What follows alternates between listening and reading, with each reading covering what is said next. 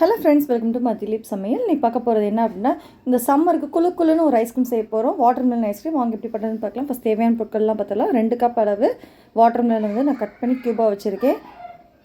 அதுக்கடுத்து சுகர் வந்து ஒரு 1/4 கப் அளவு சுகர் வந்து ஆட் பண்ணிக்கிறேன்.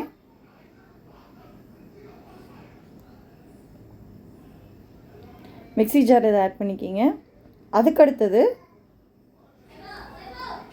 வாட்டர்மெலன் பீசஸ் வந்து ஆட் பண்ணிக்கலாம். அதுக்கடுத்தது 1 கப் அளவு மில்க் பவுடர் வந்து ஆட் பண்ணிக்கணும்.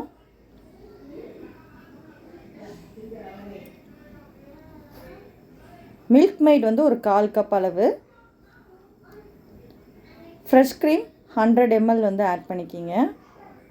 இப்போ இது எல்லாத்தையும் நல்லா பீட் பண்ணி நம்ம வந்து ஒரு கண்டெய்னர்லேருந்து ஊற்றி வச்சுக்கலாம். இதை வந்து 5 hours வந்து நல்லா செட் பண்ணி ஃப்ரீசரில் வச்சுருங்க. 5 hours அப்புறம் திரும்ப வந்து எடுத்து திரும்ப பீட் பண்ணிவிட்டு 8 hours கழித்து நீங்கள் எடுத்திங்கன்னா சூப்பர் டேஸ்டியான வாட்டர்மெலன் ஐஸ்கிரீம் ரெடி ஆகிடுச்சு. கண்டிப்பாக நீங்களும் இதே மெத்தட்லேயே வீட்டை ட்ரை பண்ணி பார்த்துட்டு எனக்கு எப்படி இருக்குன்னு சொல்லுங்கள்.